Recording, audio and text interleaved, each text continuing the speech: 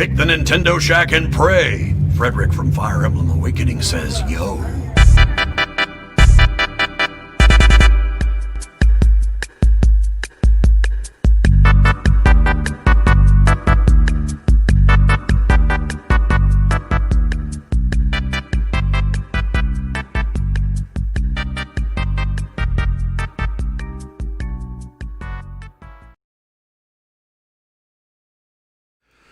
Greetings, Kooplings, and welcome back to the Nintendo Shack. My name is Donnie Reese, and tonight we record episode 147, titled Zelda 35th Anniversary Dreams. We're also going to talk about that Indie World promotion that came out and some other news stories. But before we do, let me introduce those that are here with me each and every week. Mr. Garrett Bland, how are you, good sir? I'm good. I'm tired, but I'm living. Shack up a little. I'm shacking up. I got my burr. We have our resident girl, Rebecca. How's your Candy Crush thing going? Is it going well? I didn't have enough time for Candy Crush this week. I was too busy playing solitaire. Yeah. Is that your best online game? It is, yes. I was wondering if your Sudoku Very was really Sudoku, yeah. Yeah, it was really. Sudoku's a little tough for me. I prefer solitaire. I understand. I showed my wife that story, and when I first started reading it, she was like, "Oh no!" I didn't even finish it. She's just like, "Oh no!" Before we get into what you're playing, let us thank those who help keep the boat afloat over at patreon.com/PSVG. Thank you, Edwin Callow, Barry Cathcart, Josh, the Bonesaw Borboni, Chris McElfresh, Devin Tyus, Kyle Heyman, Michael Masick, the Eggshin, Zach Bradshaw, and Nick Valhalber and Paul Calicote. Thank you guys so much for all that you do over there. And hopefully you enjoyed last month's DLC stuff. I'm already starting to work on this month's DLC stuff, and other things will be coming soon. So, Shack Crew, what you up to? What you up to, Garrett? So let's get into a little bit more Ocarina of Time. Donnie's favorite pastime of talking about how slow I am with this game. And I'm still slow. It's almost September, Garrett. It's almost September, and that's how I work with this game, okay? I like to talk about each dungeon, each podcast, so that's how we're Hey, you know what? It. In your defense, the first time I ever played Ocarina of Time, I'm sure it took me like a year to beat. I'm 100% certain of that.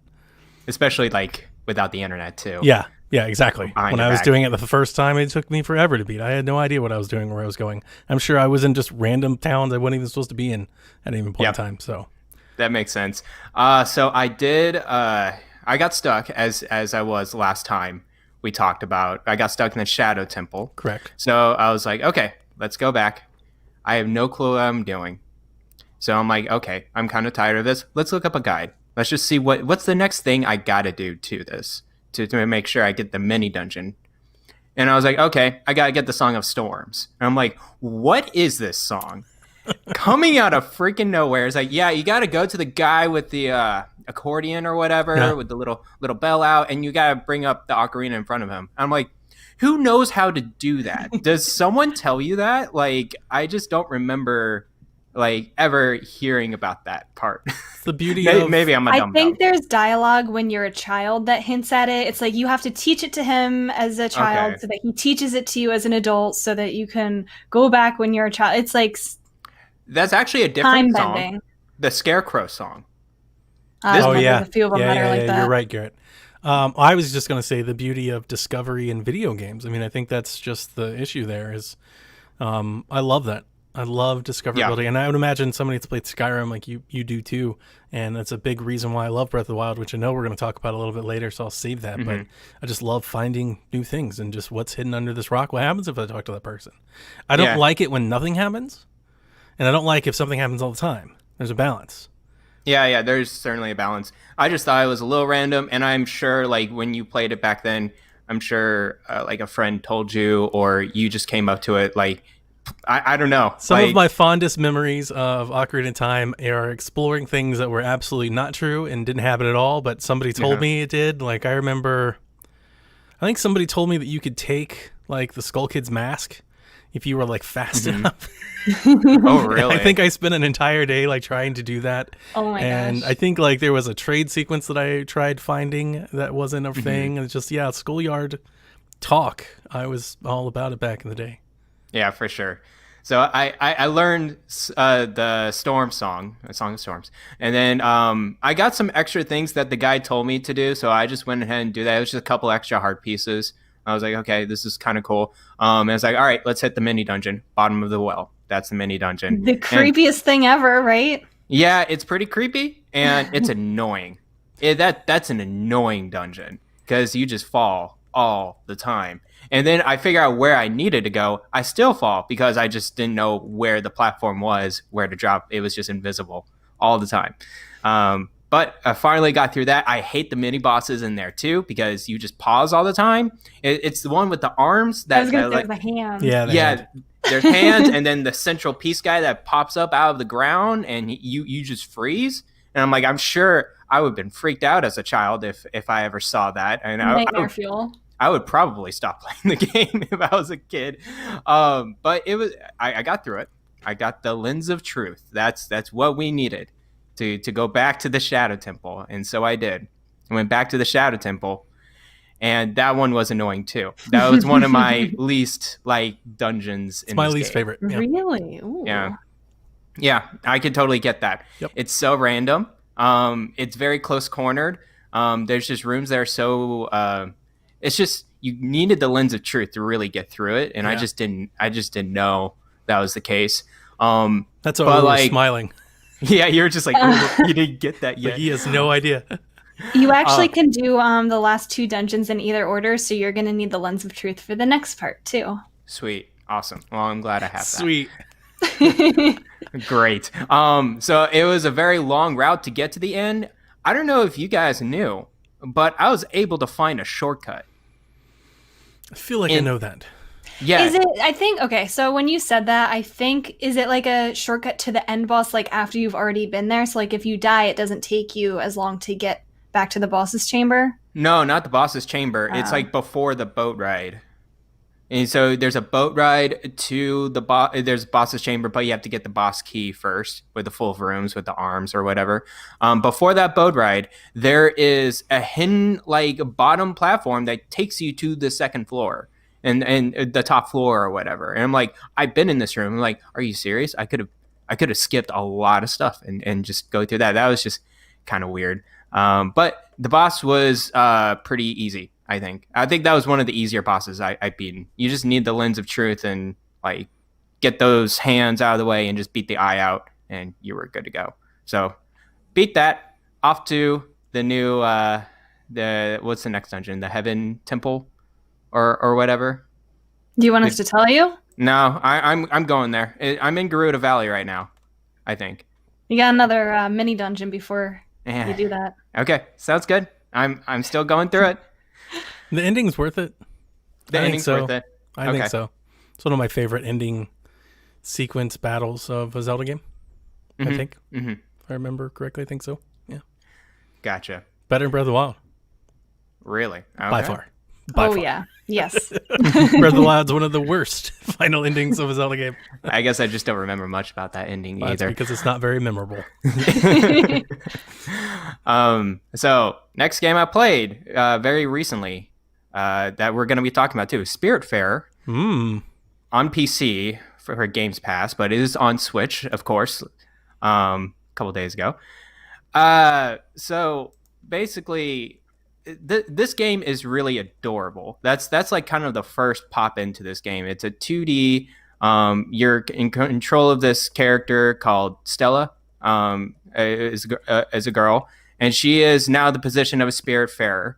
It's passed down as a certain position, and basically you're taking control of, or not taking control. You're managing spirits and trying to leave lost souls back to bodies, and you can take care of them.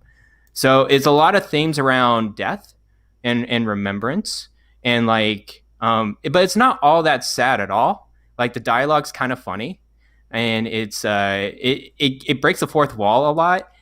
It curses quite a bit too. I was actually surprised. So it's actually a pretty lighthearted game for what the themes are around. You take control of a ship, and this ship you go off and you go in search of new resources and then basically you build up like management buildings, like fields and gardens to build food. And then you take care of the souls by feeding them, hugging them, creating dialogue with them. And also, you go through a line of quests too. So it's not like it's aimless. You go through kind of a storyline with it. I have 3 souls so far. It seems like all of them are past family members, like as far as I can tell. And I'm just having a good time with it.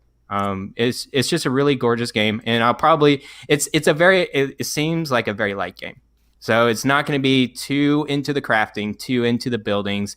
It's just going to be, I'm assuming it's going to be around 10 hours maximum. Probably not even that. It just seems like a really light game with some great dialogue. That's all I had about it. How's the story? It sounds like it could be kind of deep with like the themes with death and everything. Is the story engaging? The story is engaging. It's just a series. It's just taking care of your characters right now. You start off with it's like a deer or whatever, and the deer tells you like what you need to do to build up your kind of town and your ship. It's like kind of like tutorial wise, and then you go through like and find other souls that give you other side quests. It's kind of like, it's not really much of a story, but like kind of a tutorial of like how to build up into the game. So I haven't really gotten into it too much, but I'll probably tell you more next week once I play through it. Probably this weekend. And that's pretty much it. I'll go next. I did my review today for PGA Tour 2K21, which I got to review for 2K games. I played it on Xbox, got an Xbox copy, because when they actually asked for it, they said, we won't have Switch copies till the day it comes out. So I was like, well, there's no point in waiting to review that then. I am totally committed to buying the Switch version. So if you are interested in playing the golf game with PSVG, I am committed to doing 2 leagues if we have enough people that want to play. So if there's enough people on Switch that would like to do a society and play weekly golf tournaments with me, I will create a society on Switch and we will play together. I'm buying the game tonight. It's still not up on the store. Last I checked, it's still not up, so it's coming in hot. They just announced yesterday that the course creator is going to be included in the game, so it seems like the Switch version could be a little rocky start. But I say that just to say this, like if you're interested in playing on Switch, let me know, because if you don't let me know, I'm just going to keep playing on Xbox. But if we can get 3, 4, 5 people that are weekly committed to it, I will play as well. And you can find my review. It's on YouTube. We're going to release on the podcast later in the week. I really like it. I think it's the best golf game this generation, and I'm very excited for Switch, because even if the resolution is cut in half and it has long load times, it'll still be by far the best golf game that's available on the system. I'm playing Catherine. I don't want to talk about that again. We've already talked about it. So I've just been doing Catherine. I do want to talk about what I'm watching on Netflix called High Score, which is a little docu-series that I finished earlier today. And it's perfect. Like, I really have enjoyed my time. And specifically for me, I get teased a bit quite around PSVG. I feel like the young kid or something. I don't have the same memories that so many people do of like ages. But even then, like, I feel like there's a huge difference between if you're 36 or 37 now or 32 now. There's like, that's a 5-year period, and that 5 years really is important. Because there seems to be like a lot of information in this documentary about like those 5 years, 1990 to 95, and then definitely early 80s stuff. So for me, as somebody, I played NES and Super Nintendo, but I got them after like they were popular. I got them when they were at pawn shops and stuff that were super cheap. I didn't get into gaming until N64, and even then I feel like that was later. I got my N64 I think in like 99. So, it was later when I started to get this stuff. So, I definitely didn't come up, knowing all of the marketing propaganda between Sega and Nintendo. I don't remember those commercials. I didn't come up knowing the console wars. I didn't have Nintendo Power. I definitely didn't know who made these games and the amazing stories that go in behind them, and how people got jobs because they hacked stuff and they broke stuff and all this like ingenuity that I'm pretty sure would just get you sued to death today was the dawn of a new era back then. And High Score is full of it. There's an entire episode dedicated to Nintendo and how they basically save, video gaming. And there's Nintendo shows up quite a few times. There's an entire section dedicated to Star Fox and 3D gaming. I just learned so much. There's arcade stuff. It's the Donkey Kong, all of it. It's all in there. And I really, really enjoyed it. I think every episode I really liked, except for maybe the RPG episode. Kind of thought it was boring. But everything else was a blast, from shooters to Night Trap. I was watching Night Trap today. There's a whole section, there's a whole thing about Street Fighter, Mortal Kombat, and Night Trap, and what they did to create the ratings and how all these politicians hated them. And there's all these clips of senators yelling at them. And I looked at my wife and I was like, how awful would it be to look back in your time and realize like you were that person, like yelling at Night Trap or Mortal Kombat about how bad it is. I was like, are you serious? Like this is what you had to do when you were a senator? This was your job? Oh God, it's anyway. I told my wife, I was like, yeah, we own Night Trap. Like I bought that game because of that reason, because of its infamy, and now she wants to play it. So like, which is so funny because the guy that made it in the documentary, he says that, he's like, it was the most amazing, because here's the thing about Night Trap. He had a completely different idea for the game. By the time Hasbro and the production and everything like took away all of his ideas and like sanitized it for public release, it was a completely different idea than what he had. So he didn't really like what he had, and he didn't think it was going to sell until everybody hated it because women were wearing satin nightgowns and they had like this hook, right? So now that they did that, all of a sudden everybody bought it. Because, the politicians, everybody hated it and they're trying to ban it, And I feel like I remember that with Mortal Kombat. I remember like feeling like that taboo, like, ooh, we got to play Mortal Kombat. Yeah. Like if I had a friend of mine that had Mortal Kombat, I'm like, oh, so much blood. Look at that bone. His mom let him have Mortal Kombat. That's amazing. Yeah. So it's on Netflix. There's 6 episodes. They're about an hour a piece. And learning about Star Fox and learning like where the gates come from and the animals, and learning about Mario and Miyamoto and seeing some old stuff and really like old design. I think it's probably my favorite part of the entire series is they've got all these old like grid paper drawings of characters and stuff. And I'm surprised at how much is kept.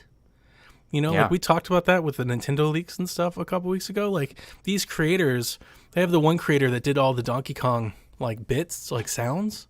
He's like a DJ, and he's got like this whole studio and everything at home, and he's got the boards and stuff that he programmed on, and he can tell you, he can point actually at the chip and stuff. He's like, and here's what makes the blue sound and all the other. And I'm like, that's so cool.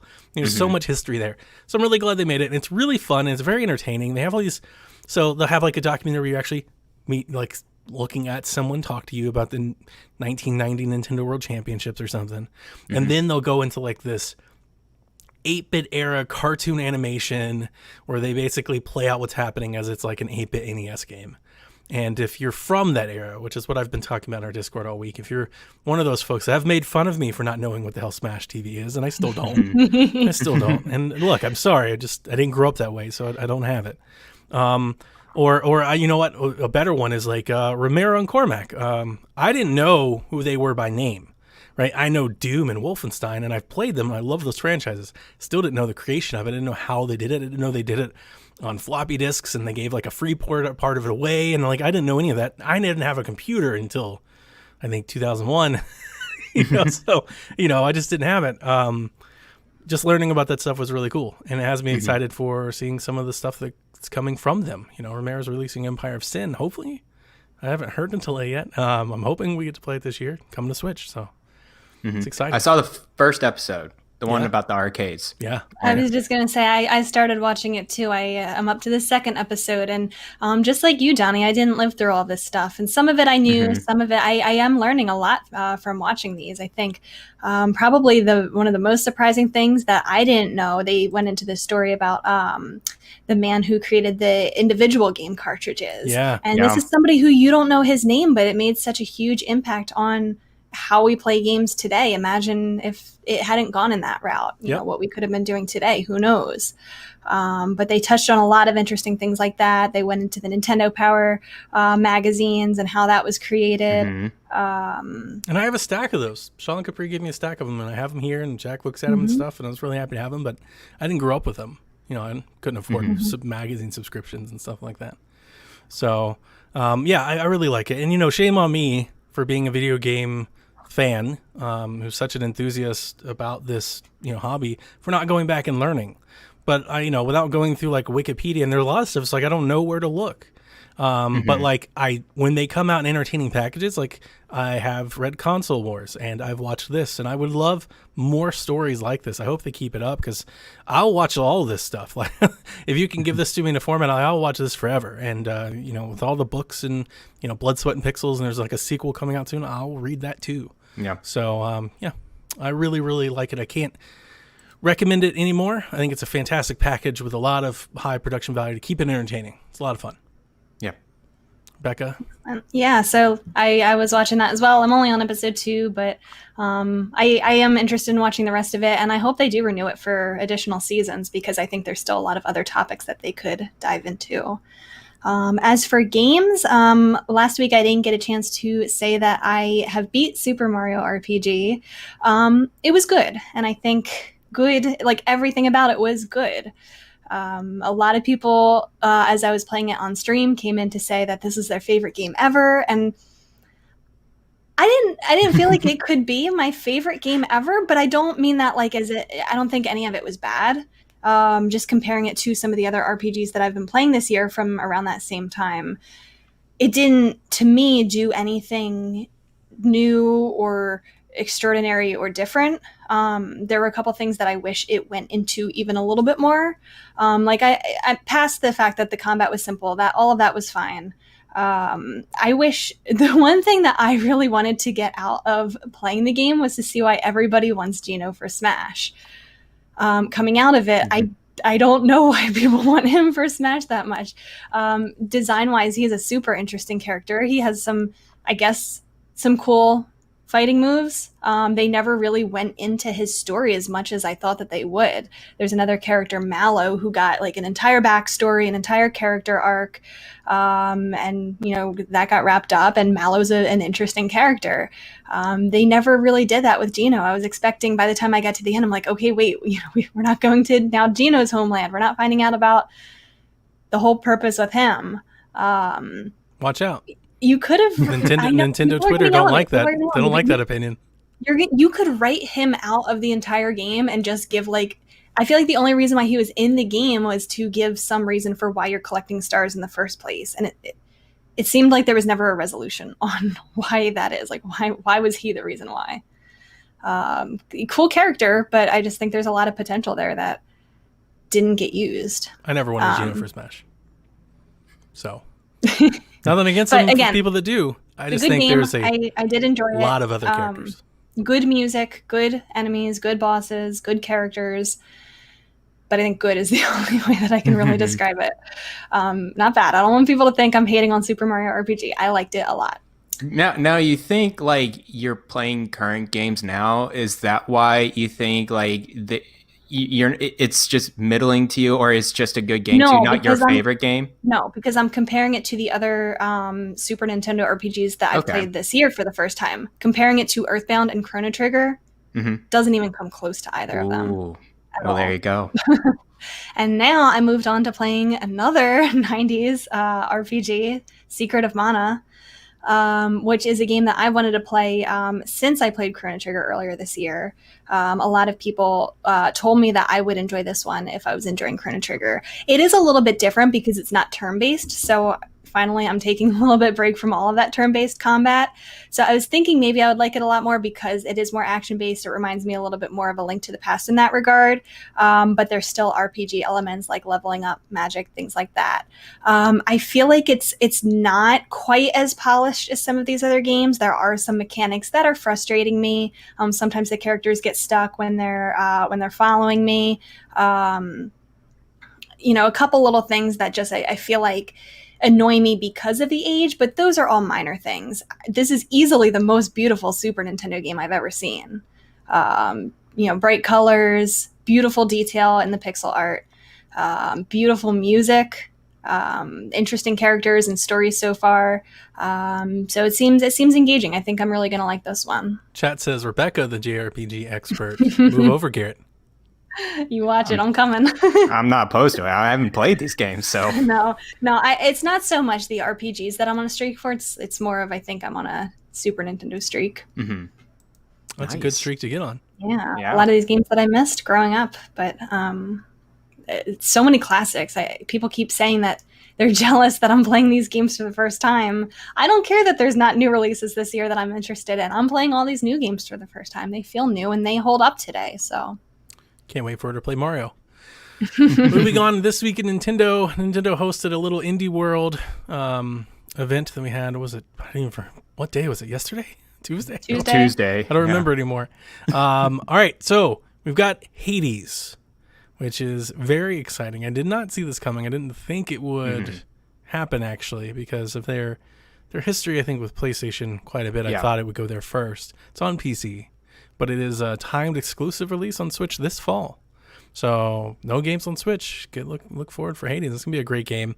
So that one's definitely coming out. Didn't even get a date. Hypnospace Outlaw is out August 27th. Spiritfarer, as Garrett already covered. Garden Story. It's like Stardew Valley. It's out 2021 with Subnautica and Subnautica Below Zero. Takeshi and Hiroshi is a stop-motion RPG. That was out right away. Raji is also out today. Raji, an Ancient Epic. I am excited for that one. I played the demo when it was on the Xbox store. I like it. It's kind of like Darksiders Genesis meets like an old Prince of Persia, I think. It's kind of, if you like the action type of exploration platformer type stuff, it's got a lot of that in there. And then the whole thing is themed, obviously, in like Indian religious, stuff. So it's new and it's different. I didn't buy it yet. I think it's going to come to Game Pass. So that's why I didn't buy it. This is one of those ones where half the games that came out are coming to Game Pass. So I think this one's going to come too. So yeah, I'm just waiting. Bear and Breakfast is a little management game that's out 2021. A Short Hike, which I played on PC, is out right away. And that's a really, really fun game. I like it quite a bit. If I remember from our conversation, Rebecca, it's $7, right? It's $7.99, but $8. I think for the first couple days it's on sale for like $7.19 or something like that. Nice. That's a great little exploration game. It's very cute. It's very Animal Crossing kind of esque, and you can have fun, walk around, do a little adventure game. I liked it. Card Shark is a card game's out 2021. Torchlight 3. Manifold Garden out right away in the thing, and so is Evergate, which is a lot of people are going to draw comparisons to Ori, which we will touch on after this. And then one final thing was an entitled Goose Game update to feature co-op, which comes to all platforms September 23rd, and a reminder that there's a physical version. And then the thing that I was most excited for was the sizzle reel. The sizzle reel got me more excited the entire show. In the sizzle reel, they showed the Red Lantern, and they did reconfirm that it's coming out this fall. And I'd been assuming that the thing had been long delayed. So that's exciting. They also showed Inmost and Goner 2 in the sizzle reel. The sizzle reel had great games. So as I open it up for conversation, I just want to say, I thought this presentation was great. When it comes I to think it was their best indie direct so far. Yeah, when it comes to an indie thing, they had a lot to show and a lot of variety and stuff. I wasn't particularly moved to buy anything right away. I'm definitely probably going to get, and that's just because of Game Pass and Apple Arcade. A lot of this stuff I've already tried, I've already bought. If I hadn't, I definitely would be buying it. I think A Short Hike is worth buying. But I've already tried Manifold Garden, and I've already tried Inmost, and Spiritfarer is on Game Pass, and so is Hypnospace. And so the only thing that is a day one purchase for me out of this direct is the Red Lantern and Hades. Those are definite day one buys for me. But nevertheless, I think everything looked great. What did you guys think?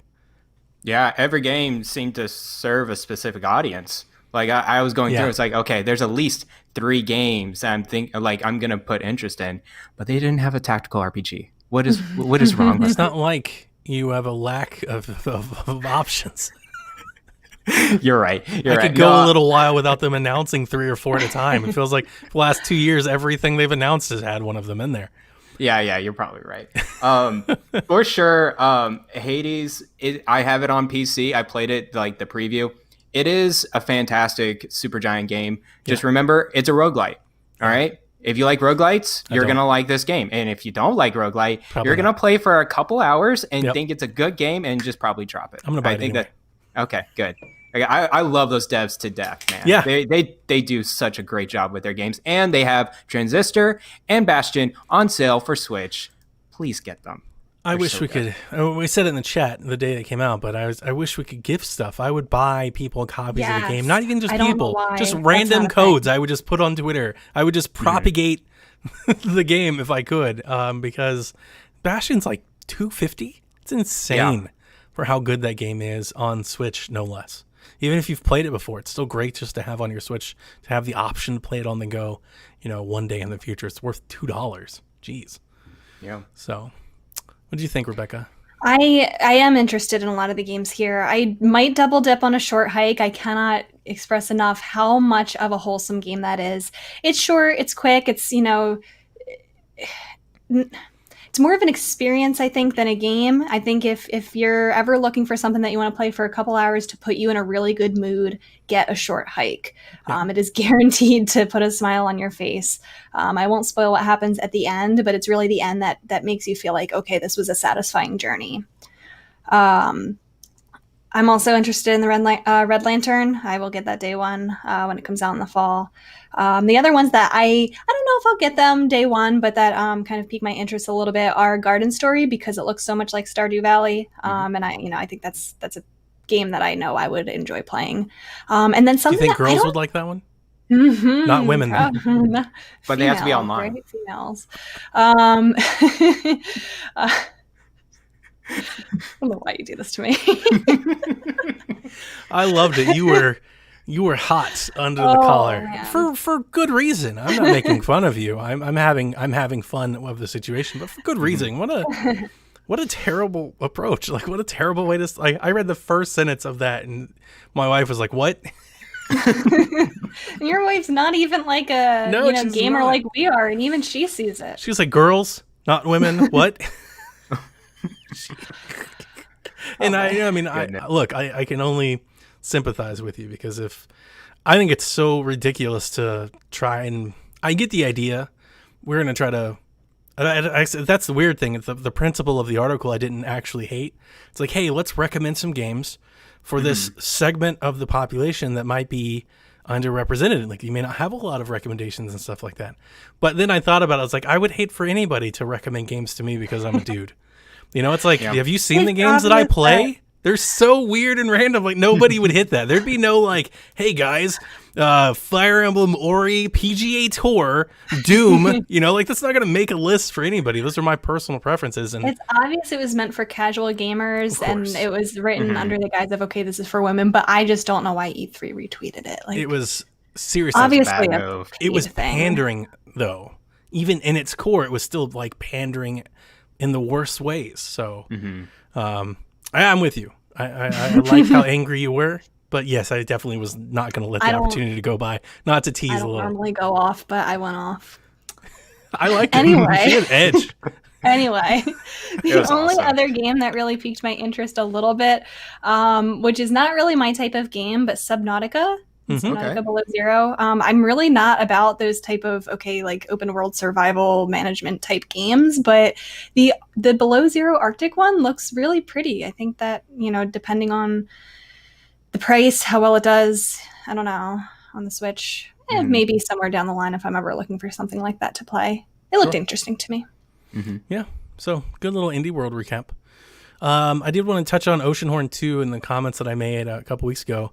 I was corrected by Daniel in our Discord that apparently the game got an update for 60 frames over on arcade. I haven't played it since it released, so it got a lot better. I did reiterate strong faith. Still don't think it's a good game, even if it ran at 60 frames. I feel like it's a middling game. It's not a bad game, it's just kind of middling. It's like, hey, we do some of the things that Zelda does, so you should like it. And it's like, but it's not Zelda. It's kind of like that. Gotcha. They did have a whole update, though, on their website, to give them credit, talk about their Switch port and all the fine details they're doing to, as I think they said, highly optimize this port. So if you're into Oceanhorn, or if you liked it, or if you just want to try a Zelda thing, Oceanhorn 2, maybe give it a try, or at least check out some reviews. I saw a video. It looks super smooth. That's kind of the thing, though, with Oceanhorn, is that the videos always look great. Okay, I can't tell you how excited I was for Oceanhorn 2. I followed it for like a year, and then when I finally could get into it, I bought it on Steam. That's how into the game I was. I bought it on Steam. And if anybody that follows us in Discord know, I hate Steam. Like, I only go there to play a game that I just cannot play anywhere else. And I was like, I'm buying Oceanhorn the moment it's available. I played the game for like 15 minutes, and I was like, oh. And that's just kind of that's my feelings with Oceanhorn. And it's like I said, it's not awful. It's just middling. It's just, don't bring your expectations too high. It's not as good, right? Don't expect to be like, oh my God, it's Skyward Sword. It's not. It looks like a weird hybrid of Skyward Sword and Wind Waker. Yeah, and the first one was like a Wind Waker type clone, and I was like, oh, it's going to be great, but it's not. Sports Story has sadly been delayed. Wow. In a post, they write, we must sadly announce a delay. We want to take some time to work on Sports Story and ensure that everything makes it into the game. The game has become rather ambitious, and we are excited about how it could turn out. But the price is currently being paid as we try to make our plans into reality. We are eager to reveal the results of these past 2 years, so please look forward to future updates. And I'm not sure if you guys saw it, but I did detail that they released a little funny trailer of all the little golf people sitting in a pro shop, and Coach was like, hey, we're sorry that we have to miss it. And then all the starting people just started like quipping up. They're like, hey, should we tell them about the vampires? He's like, no, stop talking. He's like, what about the secret level under the hotel? No. What about cricket? No. Soccer? No. I love the humor behind those developers. It was hilarious. On point. But yeah, I'm glad that they announced it when they did, because I was totally expecting it at Indie World until they announced it. I think it was the day before. So womp womp, Sports Story, probably 2021. Yeah. But excited to hear that they are really ambitious with the project. Maybe it'll be a whole new take. So Skyward Sword coming in Nintendo Switch. We've talked about it, and we have a little bit more evidence as Amazon UK have delivered us a placeholder for the Wii Zelda game. In the description underneath the section listing, there appears to be a placeholder release date of January 2030. So that you could pre-order for $70 until it was taken down. The only other really notable fact besides the rumors, if you remember, Eiji Aonuma proclaimed to the audience of the Legend of Zelda concert in Japan, we know what you're thinking, Skyward Sword on Switch, right? Back in 2018. So it's coming. I'm pretty sure that he would have never said that to begin with if it wasn't coming. And it's inevitable at some point, right? Whether it's soon or not. They're not going to not remake a Zelda game sometime. Yeah. Then bringing all the Wii U ports over is like, okay, we got to bring The Legend of Zelda Skyward Sword over. It's easy money. Yeah. And sorry, it's Wii. Sorry, not Wii U. Well, they have a history of it, though. That's the other thing is that sometimes I think Zelda fans, we act like they don't, but they do, right? Like they brought Majora and Ocarina to GameCube. They brought Twilight Princess to Wii. They brought Skyward Sword and Wind Waker, Twilight Princess to Wii U. If you look at the time frame for when they brought Wind Waker and Twilight Princess, I forget which was which, but one was 10 years, one was 11 years after the original release. It's only been 9 years since Skyward Sword, and I think that game would take a lot more to remaster and port, just because of how different of a game it was with the control scheme. So I think part of me thinks 9 years later is a little early for them to remaster it, but I'm absolutely positive it's something they're thinking about and something that is in the works. The controls would take the most amount of time, not just necessarily because it's motion, because of how motion is baked into the game. It was perfect motion, right? Wii Motion Plus, and there were so many enemy types and things that you had to do horizontally, then set up vertical, and you would have to recreate that either on a controller or they'd have to change that mechanic entirely. And I think that they would keep it and just recreate it.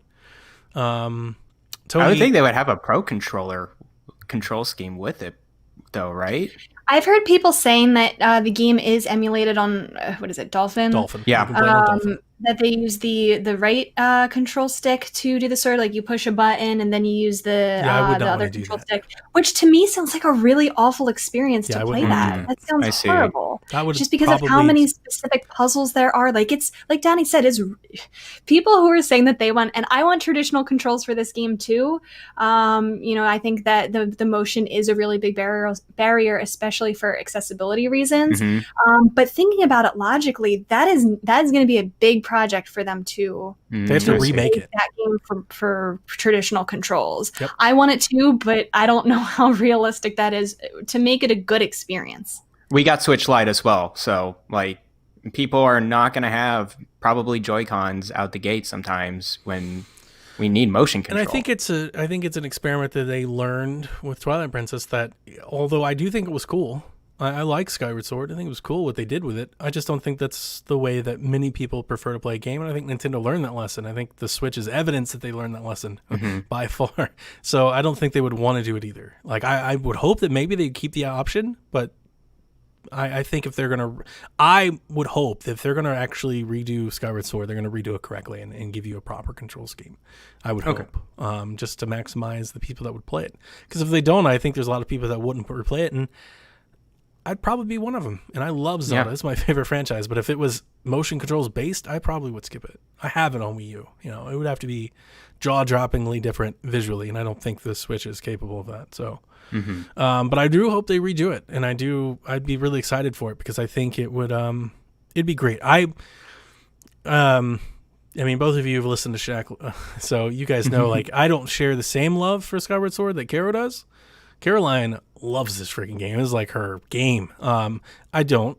I think it's probably one of my, I think the if I remember the episode correctly, I think I told her it was one of my lesser favorite 3D games, and I could feel the heat coming through the, but it's that's like to fire. Say, like, I love all Zelda games. I was going to say, is there really a bad 3D Zelda game? Right.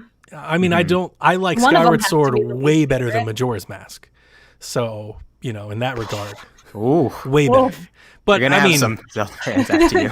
But Twilight Princess, Wind Waker, Breath of the Wild, of course. Like, I love all of those way more than Skyward Sword. But that doesn't take away that I would love to see Skyward Sword done correctly, because there are some amazing moments in Skyward Sword. Skyward Sword does a lot of things right. It's got the best music. It has great dungeons.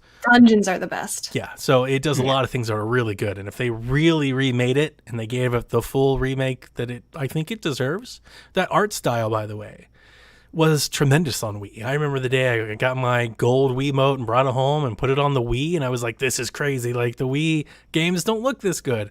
You know, because it was pretty late in the Wii cycle, and we'd seen HD gaming for years on Xbox, and you know, Skyward Sword still holds up. Even on like a Wii U port on the eShop, it's a good looking game just because of the style. So an HD version, you can see HD versions if you go on YouTube and you do Dolphin and stuff. People have done texture packs and stuff like that. It looks great.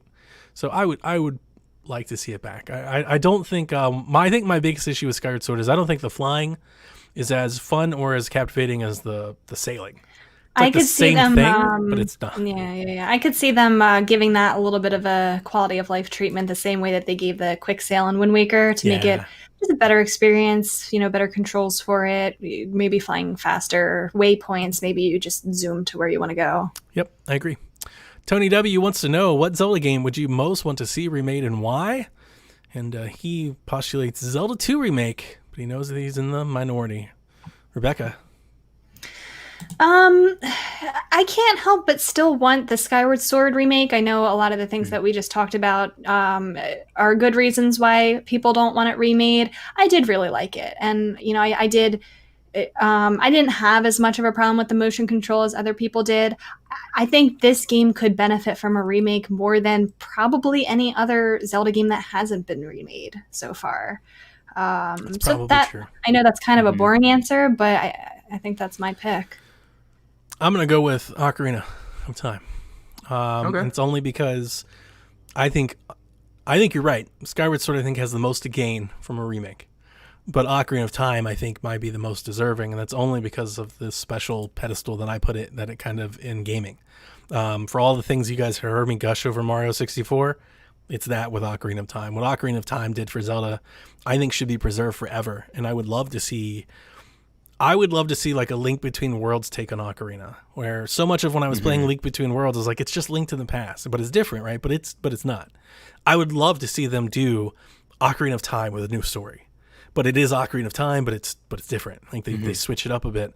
I think it would be amazing. And if they came with like a port of a remake in the engine as well, of like the original, that would be forever cool. I think that would be cool. Not switch it up like Master Quest where everything's out of order.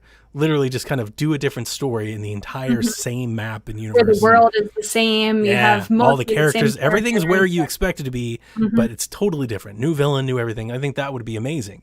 And I mean, I love remasters, remakes. I like ports. It's a thing that I always bring up. There are certain games that I think are always deserving. And I think the best of the best games should always be kept up to date and be made available. And Ocarina is one of them. And I know it's great on 3DS, but that's on 3DS, and 3DS is old now. Now people are on Switch and everything. So, I would be Don't all tell for me it. this. I would be all for bringing it over to Switch, doing something new. Yeah, I would be happy about that as well. Yeah. Mm-hmm. So I haven't played a ton of Zelda games, as you know. I'm not the biggest Zelda fan, but I played probably like 4 or 5 of them. The most of what I want to remake, and just solely because I want that art style to be like A Link Between Worlds, is A Link to the Past. It is a good game, a great game of in itself. I just want to see it like kind of uniform with A Link Between Worlds, and kind of see it as like a twin package. Link Between Worlds and Link to the Past coming to Switch, and it's like that would be cool. When you said that, I originally it hit me right in the face as like a reverse cover. Yeah. Like a flip cover, like on the box. You see that? Mm-hmm. Like it hit me immediately. I was like, that totally works, Gary. That's real good.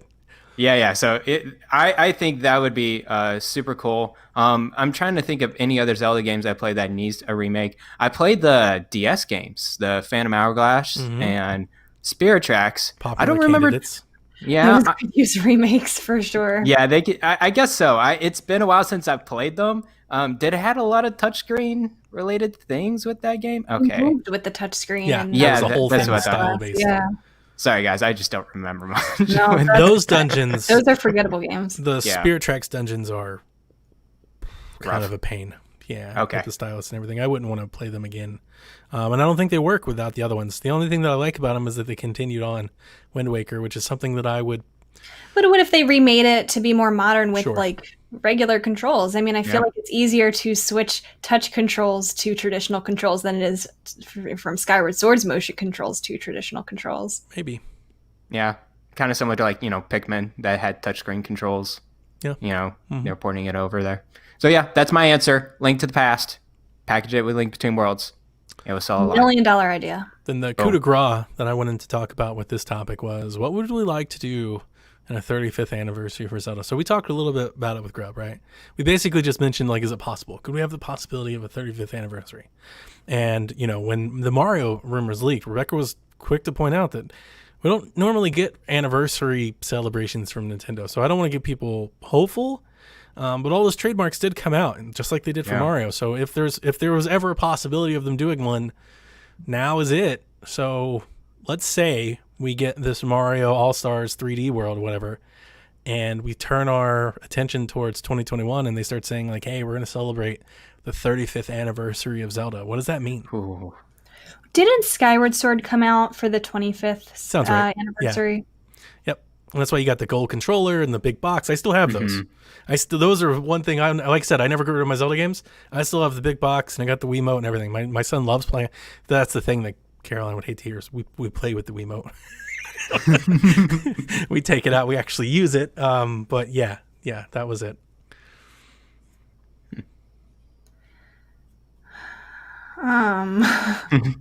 We're eyeing towards you, Rebecca.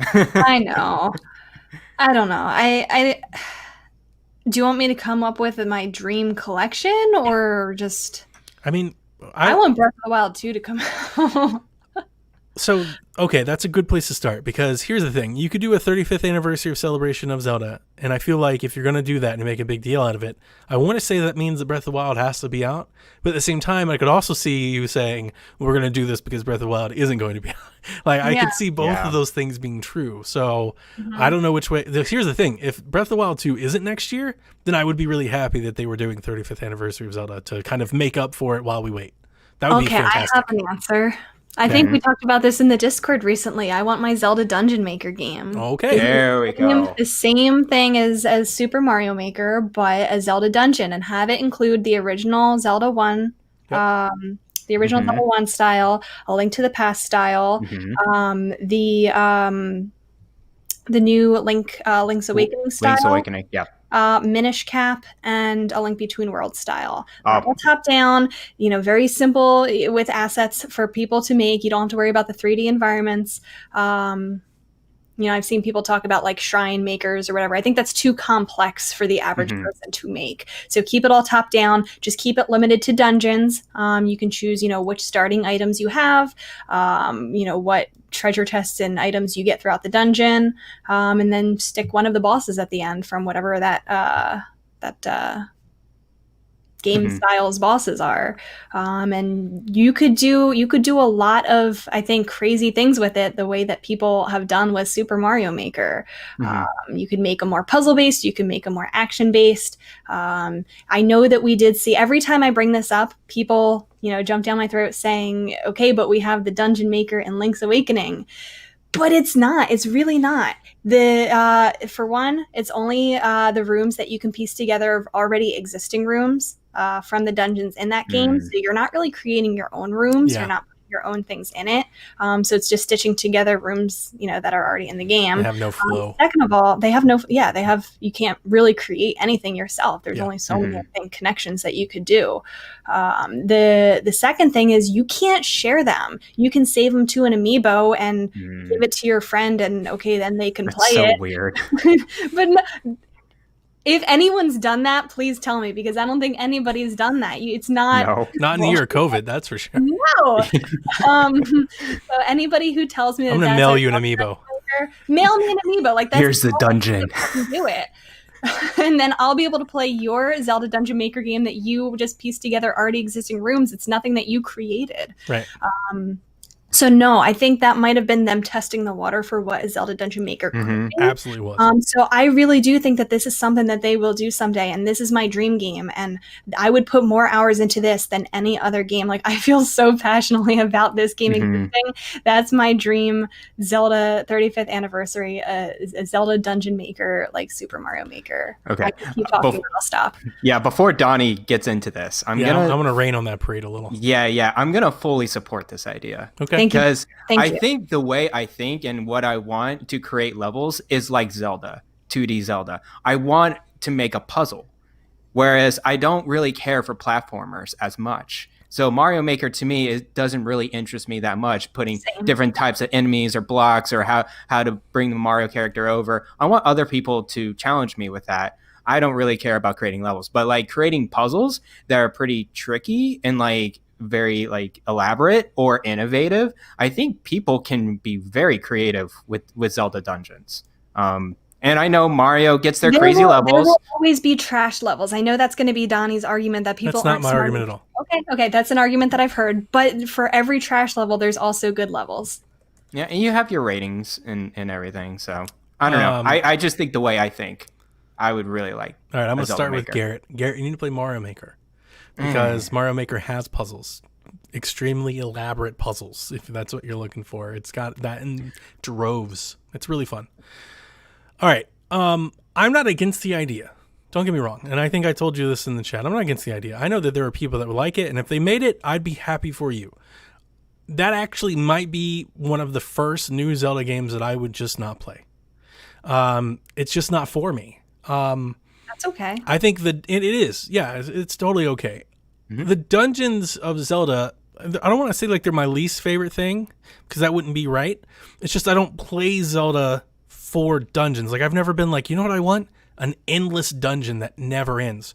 When I play the dungeons, it's always with a goal in mind. I'm playing the dungeon to get the hook shot or to get the sword so I can go beat the boss. And without having that narrative compulsion to do it, that motivation, it's like, I feel like if I was playing a Dungeon Maker, I think the part that I would have a hard time coming to grips with was, what's the achievement? Like, what are we doing with the dungeon? Because in Zelda, beating the dungeon is always a means of progressing the game. I don't want to play a game where I just keep playing dungeons over and over. It's like, what's the point?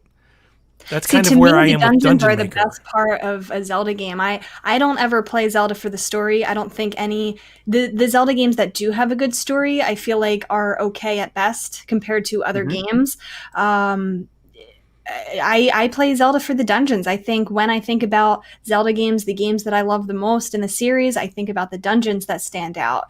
We talked in previous podcasts about how great the Forest Temple is. Yeah, so good. We go on it, and I feel like these are the parts of the games that stand out to you when you think about each Zelda game. You think about, okay, well, what were the enemies in it? We were talking about like the wall masters in the forest temple, and Sure. how we were flipping the orientation of the dungeon. Like those are all things that stand out. They're puzzles within it, and I get what you're talking about like the means to the end of solving the dungeon. But I feel like you come out of a dungeon with, okay, I achieved this. Like it does progress the story, but it's also a standalone. It's not necessarily just the story, though. I agree with you there. Like Zelda's story is very safe and it's very samey most of the time. So I'm with you there, but it's not necessarily the story.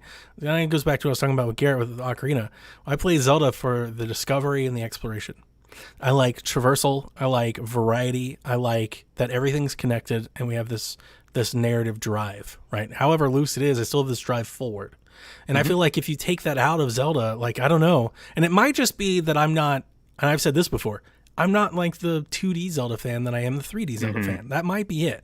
I didn't like Link's Awakening as much as everybody else. It's fine. Don't get me wrong. It's good. But I never want to replay Link's Awakening again. Like, I'm good. Whereas I just told you I want to, another re-release of Ocarina, I would buy it for $60 and play it a bunch of over and over again. So that might have a lot to do with it, just the 2D versus 3D part. I think that's the bigger thing. I think it. you're thinking that it's the dungeons, but I think you're just not a 2D Zelda person as that much. Might be true. There's a lot of people that don't like the 3D. I know somebody who doesn't play any of the 3D Zelda games but loves the 2D game. Wow, and they're some of my favorites too. It's true though. Like it's I mean, to back you up, the original Mario Maker with the amiibo, playing some of the Zelda courses that were themed with Link were some of my favorite things to do. But the difference was, it was platform, it was action, it was me doing actions to do stuff. And you're more of a platformer person than I am, which is, you like Super Mario Maker, whereas I'm not. Everybody knows I'm not a platform person, but I love those top-down games. Yeah. So I feel like that's your game. This is my game. Sure. Yeah, like I said, I wouldn't be against it. I wouldn't be against it at all. I think it's cool. Like, if it actually happened, I would support the folks who do it. And I probably would buy it just because I buy and have everything Zelda. But I don't think I would be... I'm not interested in that. I have zero interest in that idea. When people say it, I'm just like, I don't want to play that. It would be cool, though, if it had... Like Mario Maker 2 has a narrative. It would be cool if it had something like that. Maybe they add a story mode to it. That would get me. But just playing a random dungeon for random sake, I'm just like, why? I have zero motivation to do so. 4 hours, take user levels, make a stream out of it. That's my game. I think always, like, with a Zelda game for me, is like the next goal is like, okay, where's the next dungeon?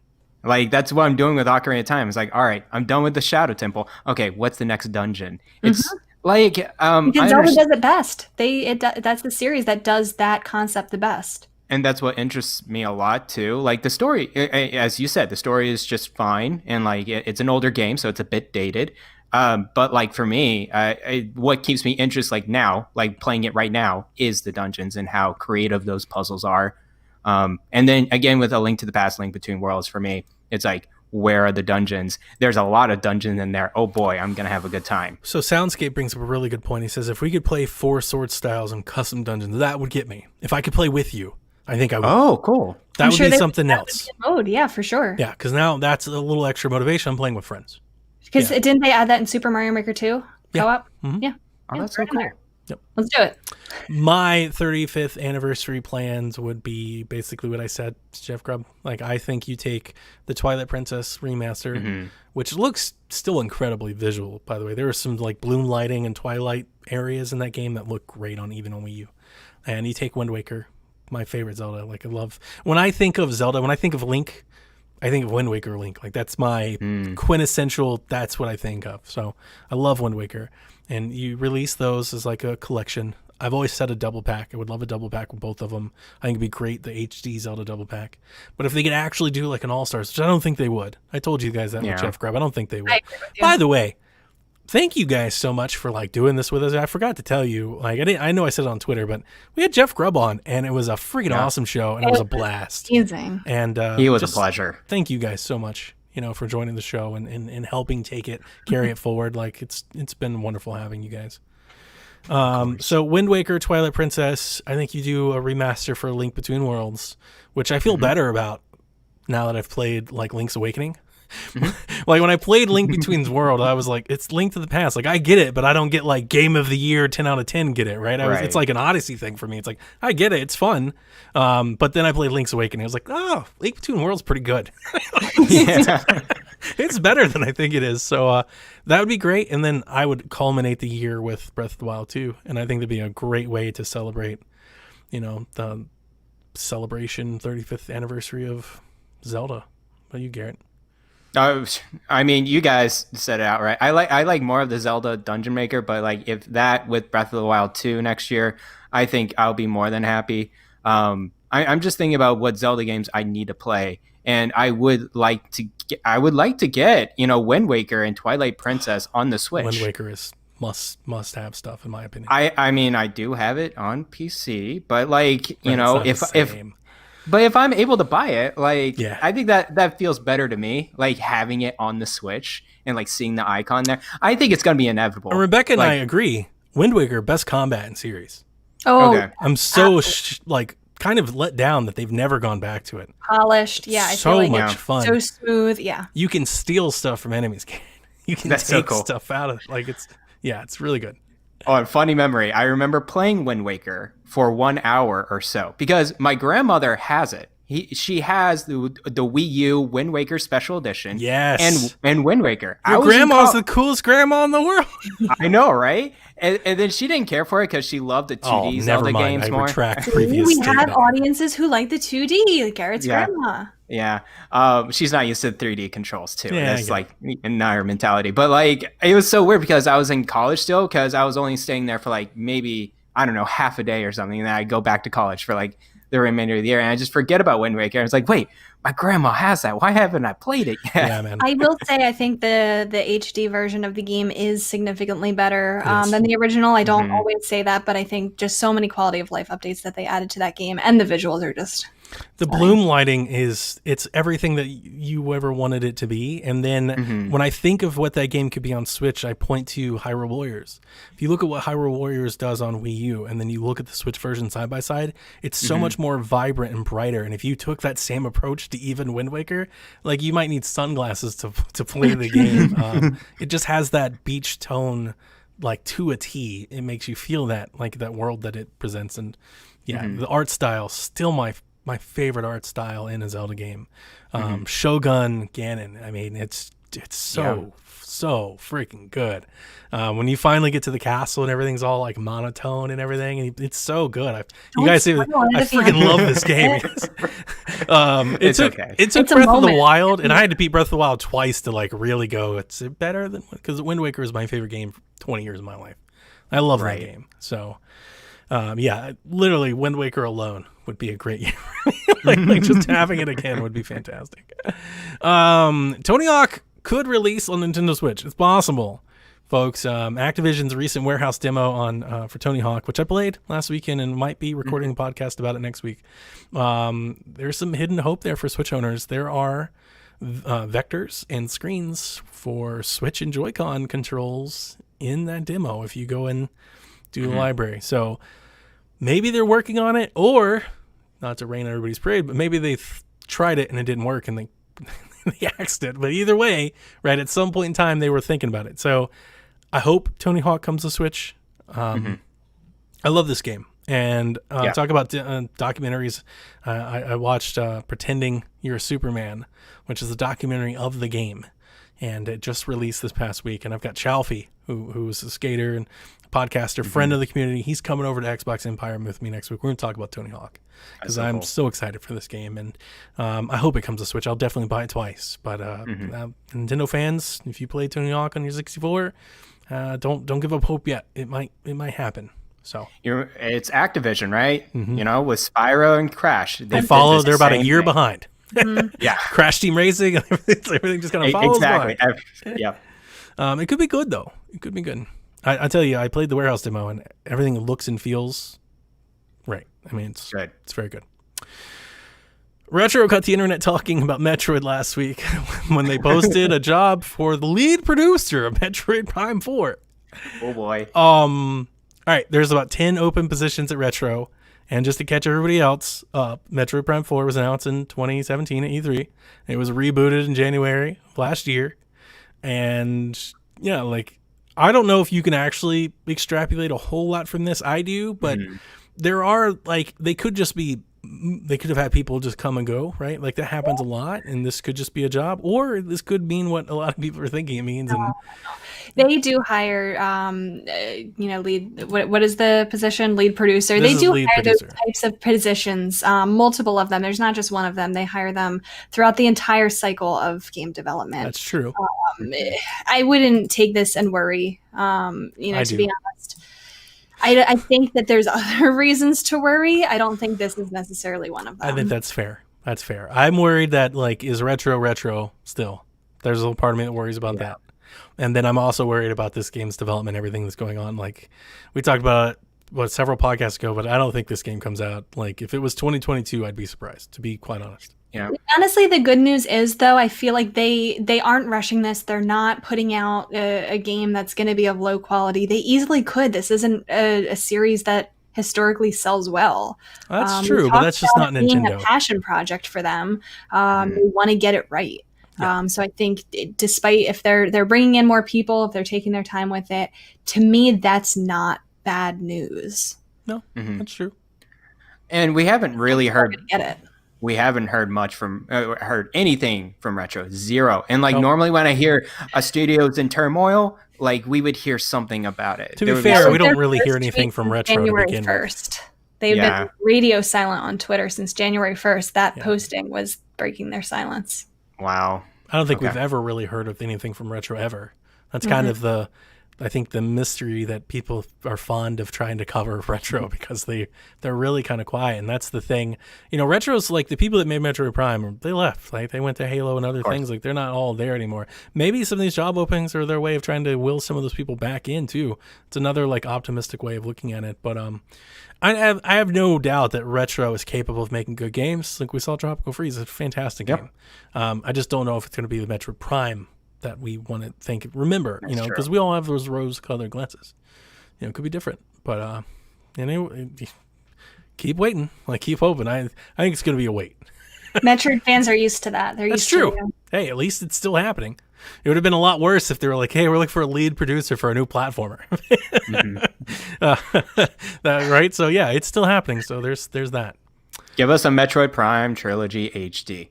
Like, I think that would hold us over until Metroid Prime 4. I think they're holding on to it. I do think that the game exists. I wish they would put it out sooner rather than later, because you know how slow I am with games. I need time to get through the games are like, what, 30 hours or so? I mean, that's not a piece altogether. Yeah, maybe. Yeah, maybe. I need time to get through that. I think it exists too. I think when there's smoke, there's fire, especially when smoke comes from so many different corners of the internet. So somebody said something. That'd be a great way for them to kind of get started, getting into the groove of things. But yeah, I'd be looking for. I'd be excited for that too. Our last few things before we get into some questions. Don't forget Splatfest this weekend. Chicken versus the egg. I gotta admit, guys, I don't think I have any plans to play Splatoon this weekend. Are you guys gonna play? I don't know. Matches. Okay. Team Egg. Team Egg. And there's a sale currently going on the eShop for multiplayer games and all kinds of other stuff, and the indie sales and promotion. Golf Story is on sale. Go buy Golf Story. Chase, I know you're in the chat. Buy Golf Story.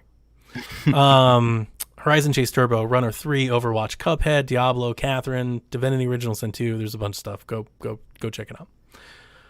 Rebecca, she hit us with a couple questions.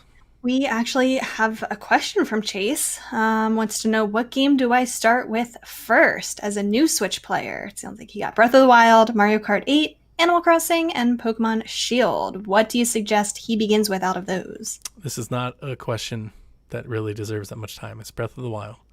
Yeah, that's the first, yes. We talked about it on Twitter. Chase, Breath of the Wild is my favorite game of all time. It's incredible, and just don't give up on it too early, and don't go in there wanting it to be something that it isn't.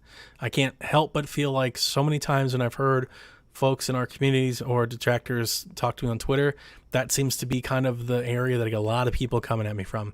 They either want it to be something or they don't like, like they come into with some sort of expectation. I think as the review cycle, to be quite honest with you, I think anytime you tell people a game's a perfect 10, I think people that aren't normally into it, they go in there looking for something, like they kind of have that chip on their shoulder. But I've seen a lot of people that have been turned off with Zelda because of its openness, because it's even more open than open games. And I think that's the one track that I actually would agree with. I do think if you're going in there expecting a hand-holding experience, you might be confused, like where to go, what to do, right? Because where's my waypoint? Where's my map? It does things different. Just don't quit on it.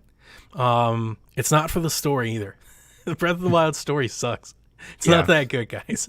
But Breath of the Wild, the game, is amazing. And I have said it before, and I'll continue to say it's because of the logic the game has. This game has logic and realism that other games have never done, and that's the special sauce that makes it amazing. You can build circuits, and you can use elements like electricity and wind and strength and rain to your advantage and your disadvantage. And when you learn how the world works, then you can leverage it to master it, and that's the experience. You feel that control over your situation, your surroundings. When you get to that level, it's unlike anything I've ever experienced in a video game.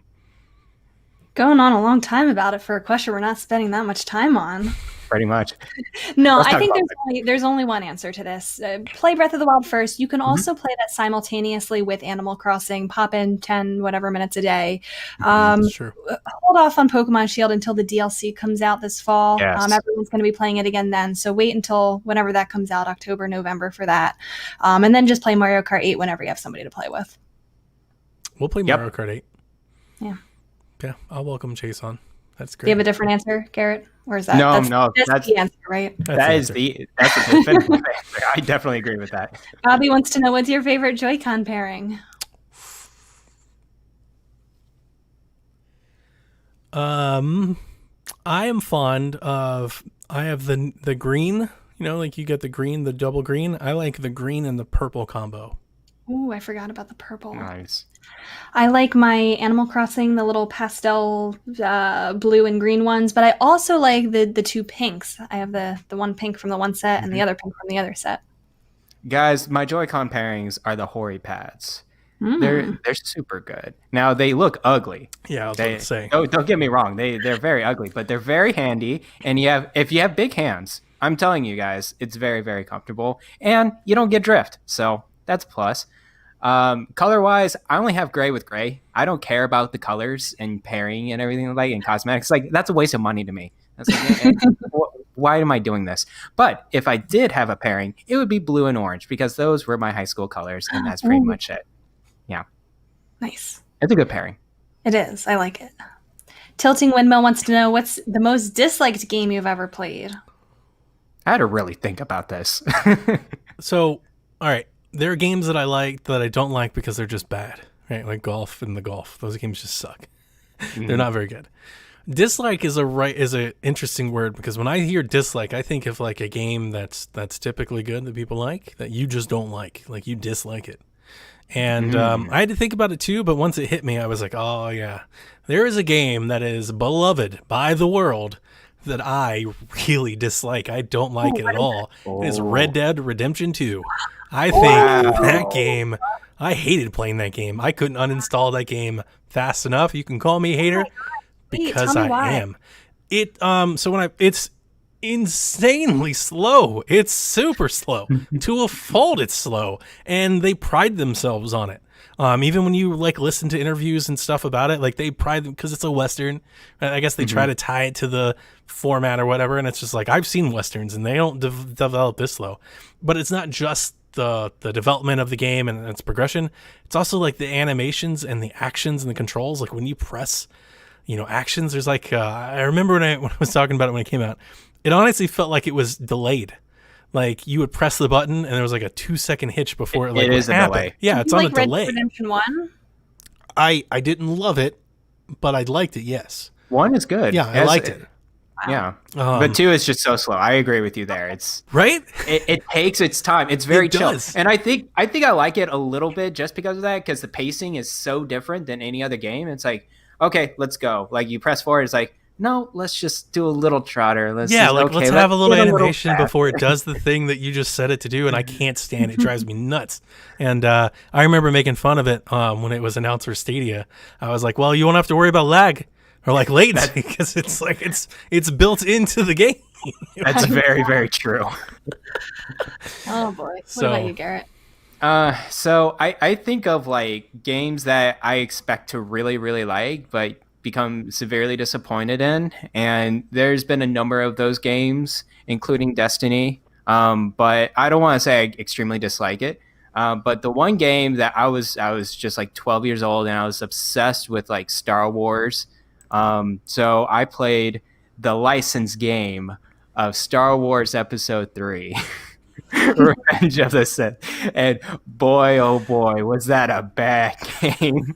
Isn't that a trend with like some licensed like movie Oh. games and stuff? Just not. They're good? typically course. not great. Yeah, I didn't know any better of course. Yeah, at all. I had I had it, and then like I remember being in the middle of a boss fight, and I was just spamming a button just to make sure I just beat it, and like I didn't beat it by the end, and I just smashed my controller to the ground. It was like one of the few games that I became just so furious, and of course my mom and dad grounded me. But that's no. besides the point. I think the one good thing about it, it had two different endings to Episode 3. It had the one when Anakin, gets chopped off, in half. Or he doesn't get chopped off and kills Obi-Wan, which, it's just a completely different ending. So, anyways, Spoiler. well, yeah, it's been 40 years, so right. I don't know if I have a disliked game. Just kind of thinking back to like on the Switch, something that comes to mind is, do you remember the game Fee, the little purple fox thing? Fee? Fee, that yeah, what- Faye. yeah, Yeah. Faye, yeah. I didn't like that. Kevin didn't like that one either. I didn't know what to do in it. It was like I like implicit like direction in game, but that was just too implicit. I felt like I didn't know what I was doing. I was getting lost. Yeah. I There's don't a think I balance got that there. far in it. I didn't like it. Not for me. Okay, It was pretty, I guess. we got one more.